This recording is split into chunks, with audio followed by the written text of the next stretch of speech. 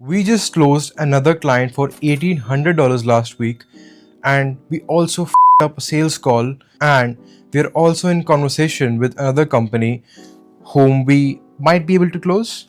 And this is episode number 2 of Road to 20K MRR series. And in this episode, I'm going to tell you about the deal we closed last week, about the sales call we up also last week, and about another sales call which we had, which we didn't up, which was, you could say, kind of mid to high range quality sales call, and how we have started booking sales call from our emails, and how it's finally starting to work, and how we might be able to close this other company which I'm talking to you about. And yeah, let's begin. So the first thing is the client we closed last week. So this story is extremely interesting because the first time I approached this guy was around December last year. So around November, December last year, I approached him, and I think in the second or third follow-up, or maybe I think in the initial email itself, he replied and we booked the sales call, and we had a sales call with him, and we explained to him our entire process, and he was very interested. But at that point of time, there were budget constraints, and he wasn't, you could say, interested enough to spend the amount of budget we were asking for on a monthly basis, on a retainer basis. But at that point of time, we built a great relationship with him, but we were not able to close him. And honestly, it was not about closing, but it was about the thing that he's just not ready to spend that kind of money on his podcast just yet, And we respected that, and we moved on. And after that, around 2 months later, I would say, I followed up with him in January and then in February, and then I stopped because I think 2 to 3 follow-ups in recurring months is more than enough. But after that, last month, or you could say in April itself, I just DM'd him because we talked with him on DM, email, everywhere. And I just DM'd him that the recent short form content he's putting out is very good. And that was just an organic DM. I was not thinking about closing him. I was not thinking about that I need to, continue the deal talk with him. Nothing like that. I just admired his work because I genuinely felt that since the last time we saw his work and until now, I've been following his journey all along. His work in short form content, like the podcast, had improved by a lot, and he was growing decently.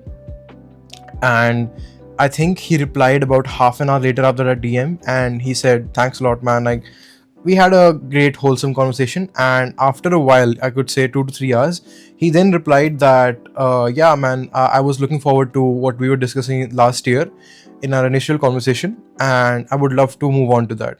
He was just like, "What?" Like, it just suddenly happened like that. So I wouldn't say this deal came from a current campaign. It came from an older connection we had made and an older contact we had kept. And that's why I feel like in business, rather than having killer sales skills or having crazy objection handling, if you're just trying to be a genuine human being offering a great product, I think that works as well. Of course, there are some tricky situations where you might need to use sales skills or some crazy negotiation skills. But I feel like when you're selling one-to-one to podcasters like us, or to just people who are not in boardrooms every day, who are not in business deals every day. I'm not saying he doesn't do business, but you know what I'm getting to, right? Because a business person operates in a very different way from a creative person or a podcaster, So we just tried to be absolutely honest, fair, and humble with him, and we created that relationship, and it sort of came to fruition the last month, and we didn't really expect it, but it came anyway. So this just told me about one thing, like one very simple lesson in business, that the better your relationships with your customers are, not just customers, but in terms of general relationships with people are, the better your success in life and your success in business is going to be, because that's what really matters, I feel like, because that has come to fruition in our journey many times.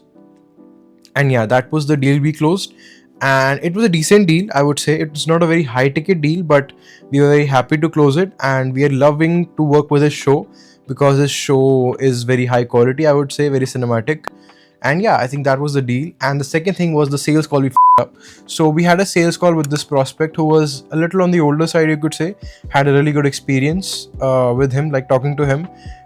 Got to know a lot about his industry, which is like a separate part of the tech industry. I won't name the exact industry, obviously.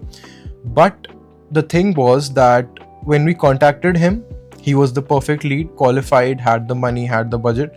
But when we actually started talking with him, when we got to the bottom of his business pipeline about how he operates and what is his top line revenue, what is his bottom line, and we got to the depth of it. The first call, I think my partner took it, was about 1.5 hours. Second call was half an hour, and we just figured out together on that call that it wasn't really going to be a great relationship working with him. Not because he was not a great guy, he was a very good guy, but the problem was going to be to actually get him on a path where he can get a great ROI from us, because he earns a lot of money from his businesses, but from the podcast alone he wasn't earning a lot, you could say. He was earning decent, but if he had started working with us, he would have to spend, you could say, a large amount of that with us. So that didn't really make sense. And also his business relied on some very specific factors which are not you know general factors. It was like, because his podcast is very niche and into a very specific industry, or you could say specific part of an industry. So his audience was very high quality but a very low amount of audience, so we couldn't really scale his podcast to the general audience because his podcast was very niche. We couldn't really get him sponsorships from everywhere around him, other than these sponsorships he was already getting or from the industry he's in. So it was basically like, we can't scale him in terms of ad revenue or sponsorships, but what we can do is sort of add a new feature for him, which was to sort of create a new pipeline for him to get clients, to get sponsorship deals, to get you could say companies to work with him, which was not really our cup of tea, because we haven't really done that. And if we just said, yeah, we'll do it for you, it would have been a total up, I would say, because we don't really want to promise someone something which we haven't done before. And that's a principle I stand by, because I'm not going to charge someone and then figure out what to do. I know that sounds like you have to do that thing in the beginning, but when you're at a stage where you can afford to get clients which are qualified and work with them and actually give them results, you don't need to do that. You need to just give them the work which you already have experience in. So that's why we were not able to close that deal. And I think that was a great thing, because even if we had closed that deal, the results would have been not that good. We probably would have worked with him for 1 to 3 months and not for multiple years. So it's great that deal didn't get closed. But I think, yeah, that's about it for that deal. Coming to the next deal is, we are in conversation with the company. I obviously won't name the company. I obviously won't give you any details, because that's just it. Business is always confidential. So with this company, I think they are one of the most perfect prospects we've had, because they have the quality, they have the guests, they have an already good base. We just need to figure out how we can actually help this lead, or you could say future client, actually help them achieve the result. Because right now they're relying a bit too much on ads, and to take someone from using a lot of ads to sort of making an organic channel is a hard task, you could say. And honestly, this lead is great, and I hope we close them soon. The deal, you could say, is 50% done. Now it's just like, now the ball is almost, you could say, in their court, that if they want to say yes, they can say yes. If they want to delay it, they can delay it. If they don't want to work with us, they don't want to work with us. Like, that's fine. But I think we will work together, because the synergy was there, the connection was there, and I think our product, which we have developed over the past 1.5 year, 2 years, can really help them. Because as I told you, the niche aligns with us, the quality aligns with us, the guests they have align with us as well. And yeah, from here on, I'm going to try my absolute best, as hard as I can, and I'll remain as honest as I can with you. I told you about the client we closed last week. I told you about the sales call up we had last week, which was not really a up, but a mismatch or a misalignment, which we got to know after the conversation with the lead. The third thing, which the deal is still in the process, and if we close it or not, you'll get to know in episode 3 of the Road to 20K MRR series. And yeah, I think that's about it, because I just want to make sure that I give you guys the absolute truth and honesty of the business I run.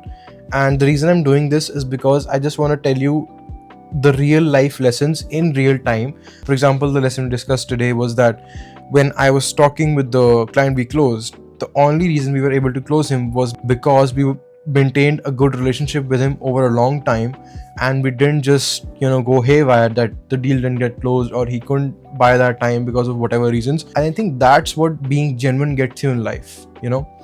And I think, yeah, that's about it for episode 2. I don't want to go into much more details. That's all there is going on right now from the pipeline of leads, you could say.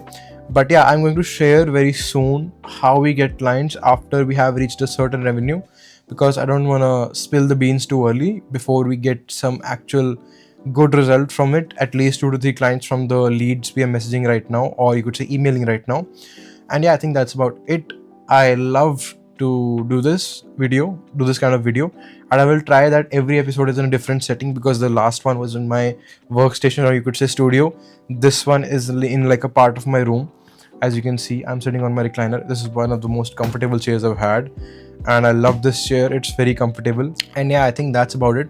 I'll see you guys in episode 3, and tada, bye bye, and keep working hard. I'll also work hard too. I have gone off the drift from working hard for the last couple of days because I was busy in something else. But yeah, I'll try my best to get back on track and just work hard, close deals, make money, and get fitter. Tada, bye bye, and I'll see you in episode 3.